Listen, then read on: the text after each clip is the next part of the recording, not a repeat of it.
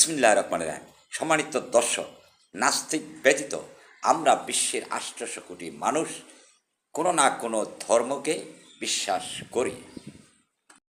বন্ধুরা, আমরা ধর্ম করি বা না করি, ধর্মের পরিচয় আমরা সকল জায়গায় দেই, আমাদের জন্মগত অধিকার।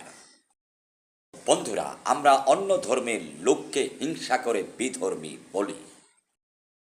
বন্ধুরা, সেই লোকটির পরিচয় দিতে হবে তার ধর্মের নাম বলে, যেমন সেই লোকটি হিন্দু বা খ্রিস্টান বা বৌদ্ধ যাই হোক। বন্ধুরা, এইভাবে উল্লেখ করে বললে আর কোনো সংশয় থাকে না।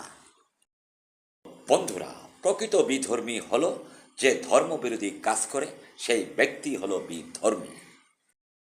ঘুষ, দুর্নীতি সহ নানামুখী অপকর্ম করে সেই ব্যক্তি হলো প্রকৃত বিধর্মী।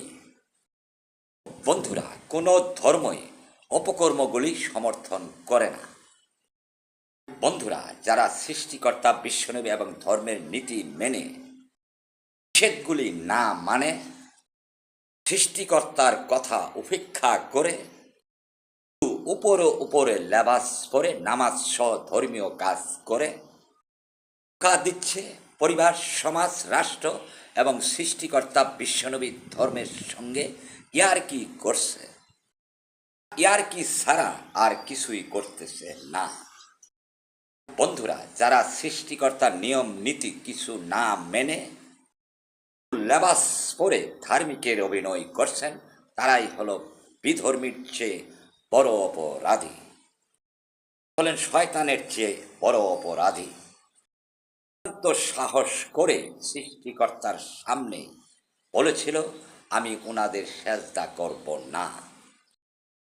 তোরা লেবাস পরে ডুপ্লিকেট ধার্মিক সাজিস। বন্ধুরা, এই ধরনের শয়তানের ভংভাং গোয়ামারা হাদিসের দিন শেষ। এই পৃথিবীতে যারা সঠিকভাবে না চলবে, কে রাষ্ট্রীয়ভাবে দমন করা সহ নানামুখী গজবের মাধ্যমে দমন করা হবে।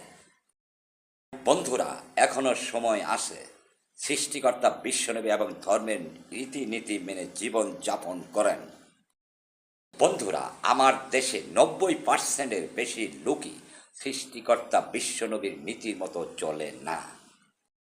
আমার দেশে কাফেরের বাচ্চাদেরকে বলছি, আমার কথাগুলি যদি সাংঘর্ষিক মনে হয় তাহলে সরকারের কাছে রিপোর্ট করবি বা পারলে আদালতে মামলা করবি। রাজপথে এসে গরম হওয়া গাভীর মতো